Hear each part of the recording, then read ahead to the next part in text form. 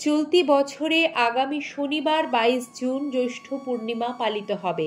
হিন্দু ধর্মীয় শাস্ত্রে অমাবস্যা এবং পূর্ণিমা তিথি অত্যন্ত গুরুত্বপূর্ণ। এই বিশেষ জ্যৈষ্ঠ পূর্ণিমার দিনে স্নান দান এবং বিশেষ ক্রিয়া করার পর আপনারা যদি আপনাদের বাড়ির তুলসী মঞ্চে পুঁতে দিতে পারেন এই বিশেষ একটি জিনিস, তাহলে কাটবে বাস্তুদোষ, আর্থিক সমস্যা, সংসারের দারিদ্রতা নাশ হবে এবং আর্থিক সচ্ছলতা আসবে। আমাদের জীবনে আর্থিক কষ্টে আমরা কেউই থাকতে চাই না। আমরা প্রত্যেকেই চাই আর্থিক সচ্ছলতা, কিন্তু তার জন্য জানা দরকার টোটকা পালনের পূর্বে বিশেষ তিথি এবং সঠিক নিয়ম। নমস্কার, আমি পৌশালী। সম্মানীয় দর্শক শ্রোতা বন্ধু, সিংহরায় ডোরবেল থেকে এই পর্বে আপনাদের সকলকে জানাই সুস্বাগতম। চলতি বছরে 22 জুন শনিবার শুভাশুভ বা তিথি নক্ষত্রের শুভ বিচারে জ্যৈষ্ঠ পূর্ণিমা পালিত হবে। হিন্দু সনাতন ধর্মে তুলসী গাছকে অত্যন্ত পবিত্র ও শুভ বলে মনে করা হয়। তুলসী গাছে স্বয়ং মা লক্ষ্মীর বাস, সেই কারণে গৃহস্থ বাড়িতে তুলসী গাছ পোঁতা হয়। প্রতিদিন এর নিত্য সেবা করা হয়। যেহেতু অম্বুবাচী আর জ্যৈষ্ঠ পূর্ণিমা একই দিনে পড়ছে, সেই কারণে তুলসী গাছের গোড়ার মাটি আপনারা কিন্তু একটু উঁচু করে দেবেন এবং তুলসী গাছে জল দেওয়া বা সন্ধ্যা দেওয়া এগুলো কিন্তু নিত্য কর্মের মধ্যে পড়ে। সেই কারণে অনেকের মনেই এই প্রশ্ন থাকে, তাহলে কি আমরা এই অম্বুবাচীর মধ্যে জ্যৈষ্ঠ পূর্ণিমায় তুলসী গাছের যে উপায়টি সেটি কি করতে পারবো? নিশ্চয়ই পারবেন, কারণ সেটি নিত্য কর্মের মধ্যে পড়ে। অনাড়ম্বরভাবে সংকল্পবিহীন মন্ত্র উচ্চারণ না করে অম্বুবাচীতে যে কোনো পূজা বা নিত্য পূজা কিন্তু করা যায়। সেক্ষেত্রে তুলসী মহারানীর নিত্য পূজা, সেবা, সন্ধ্যা দেওয়া এগুলি যেহেতু নিত্য কর্মের মধ্যে পড়ে, সে কারণে নিশ্চয়ই আপনারা করতে পারবেন। আসছি মূল পর্বে। আর্থিক দুর্গতি দূর করার জন্য তুলসী গাছের কার্যকরী প্রথম টোটকাটি হলো, প্রতিদিন আপনারা তুলসী গাছের গোড়ায় জল নিশ্চয়ই দেন।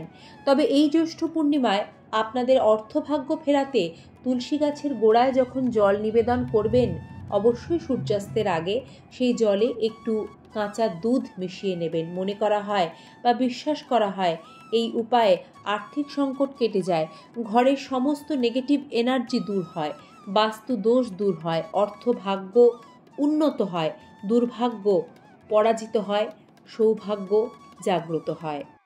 আর্থিক সমস্যা যদি আপনার পিছু কিছুতেই ছাড়ছে না, অনেক চেষ্টা করেছেন, তবু দুর্ভাগ্য আপনার নিত্যসঙ্গী, তাহলে সংসারে শ্রীবৃদ্ধি করতে আটা দিয়ে একটি প্রদীপ এই জ্যৈষ্ঠ পূর্ণিমায় তৈরি করুন। তাতে শুদ্ধ গাওয়া ঘি ঢেলে সেই প্রদীপ সন্ধেবেলা তুলসী গাছের গোড়ায় জ্বালিয়ে দিন। এর মধ্যে 1 চিমটে কাঁচা হলুদের গুঁড়ো আপনারা যোগ করবেন। মনে রাখবেন, এই প্রদীপটি যখন আপনারা প্রজ্বলন করছেন তখন তার মুখ যেন উত্তর দিকে থাকে এবং প্রদীপটি প্রজ্বলন করে তুলসী গাছের গোড়ায় মা লক্ষ্মীর কাছে আপনাদের আর্থিক সমস্যার কথা জানান। পরের দিন এই আটার প্রদীপ কোনো গরুকে খাইয়ে দিন, তাহলে ধনলক্ষ্মী আপনাদের প্রতি সদয় হবে। দুর্ভাগ্য যদি আপনার পিছু কিছুতেই ছাড়ছে না, তাহলে এই জ্যৈষ্ঠ পূর্ণিমায় একটু আখি গুড় আপনারা চেষ্টা করবেন তুলসী গাছে নিবেদন করতে। এর ফলেও কিন্তু সৌভাগ্য লক্ষ্মী আপনার প্রতি সদয় হবেন এবং মা লক্ষ্মী প্রসন্ন হওয়া মানে আর্থিক সংকট কেটে যাওয়া, আর্থিক সচ্ছলতা বৃদ্ধি পাওয়া। তুলসী গাছের পাশাপাশি এই জ্যৈষ্ঠ পূর্ণিমার দিন মা লক্ষ্মীর পুজোর বিশেষ গুরুত্ব রয়েছে। মা লক্ষ্মীকে আপনারা যে বিশেষ জিনিসগুলি নৈবেদ্যে দেবেন, সেগুলি কিন্তু তুলসী গাছের গোড়ায় আপনাদের পুঁতে দিতে হবে আপনাদের দীর্ঘকালীন অর্থনৈতিক সমস্যা কাটিয়ে তোলার জন্য। জ্যৈষ্ঠ পূর্ণিমার দিন মা লক্ষ্মীর ছবির সামনে 11টি কাঁচা টাকা অর্পণ করতে হবে। মাকে হলুদ দিয়ে তিলক দিতে হবে। পরের দিন সকালে সেই পয়সাগুলো লাল কাপড়ে বেঁধে লকারে তুলে রাখবেন। এতে করে অর্থনৈতিক অবস্থার উন্নতি হয়। যে নৈবেদ্য আপনারা অবশ্যই মাকে নিবেদন করবেন সেটি হলো একটি গোটা পান, তাতে কিছুটা আতপ চাল এবং একটি গোটা অক্ষত সুপুরি, যেটা নিখুঁত হওয়া চাই। তারপর তাতে একটু চন্দন, সিঁদুর, হলুদের তিলক করবেন।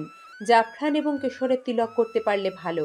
এবার এই পান, সুপুরি, আতপ চালের মঙ্গল নৈবেদ্যটি একটি নিখুঁত নতুন লাল শালু কাপড়ে মুড়ে জ্যৈষ্ঠ পূর্ণিমার দিন সন্ধেবেলায় আপনার বাড়ির তুলসী মঞ্চে নিচে পুঁতে দেবেন। কাজটি কিন্তু অত্যন্ত গোপনীয়তার সাথে করবেন। মনে রাখবেন, আপনি দীর্ঘদিনের আপনার আর্থিক সমস্যা থেকে মুক্ত হওয়ার জন্য কাজটি করছেন, তাই যত অনাড়ম্বর হবে, যত গোপনীয়তার সাথে আপনি কাজটি করতে পারবেন, তার ফলও কিন্তু আপনারা ভালো পাবেন।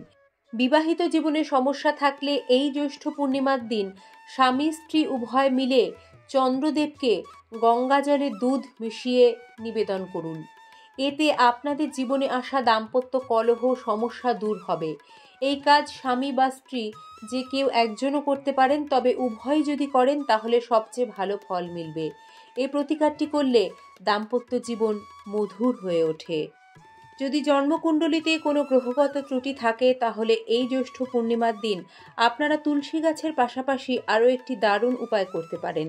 সেটি হলো, আপনার বাড়ির সামনে যদি কোনো বট, অশ্বত্থ বা নিমের গাছ থেকে থাকে তাহলে তার যে কোনো একটির নিচে বসে আপনারা এই দিনে যদি ভগবান শ্রী হরিবিষ্ণুর সহস্র নাম বা দেবাদিদেব মহাদেবের শিবাষ্টক পাঠ করতে পারেন তাহলে কঠিন থেকে কঠিনতর গ্রহের দোষ দূর হয়।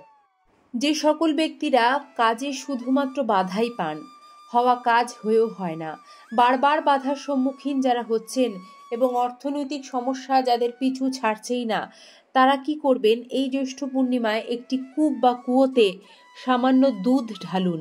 এমনটা বিশ্বাস করা হয় এই প্রতিকারটি করলে ভাগ্য উজ্জ্বল হয়। কোনো গুরুত্বপূর্ণ কাজে যদি আপনি ক্রমাগত বাধা পেয়ে আসছেন তাহলে এই বাধা পাওয়ার যে প্রবণতা সেটা কিন্তু দূর হয়। অবশ্যই জ্যৈষ্ঠ পূর্ণিমার এই দিনটিকে কাজে লাগিয়ে যারা এই ধরনের সমস্যায় ভুগছেন এই টোটকাটিও পালন করবেন। আপনাদের সকলের উদ্দেশ্যে একটিবার জানিয়ে দেওয়া, কোনো টোটকা তখনই আপনাকে সর্বোচ্চ ফল প্রদান করে যখন তার প্রত্যেকটি নিয়ম কানুন আপনি পালন করছেন।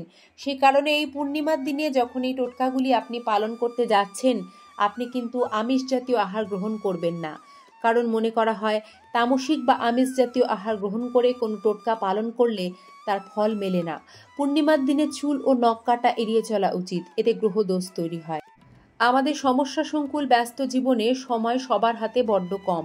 সেই কারণে আপনাদের ধৈর্যচ্যুতি না ঘটিয়ে বারবার চেষ্টা এটাই থাকবে মূল পর্বে সোজাসুজি আসা এবং সংক্ষিপ্ত থেকে সংক্ষিপ্ততর আলোচনায় আপনাদের কাছে মূল বিষয়টি তুলে ধরা। ভিডিওটি ভালো লাগলে সকলের মাঝে শেয়ার করে দেবেন, সাথে থাকবেন, উৎসাহ প্রদান করবেন যাতে এভাবেই আপনাদের সামনে সহজভাবে নিবেদনগুলো আনতে পারি। আজ এ পর্যন্তই। হরে কৃষ্ণা, রাধে রাধে।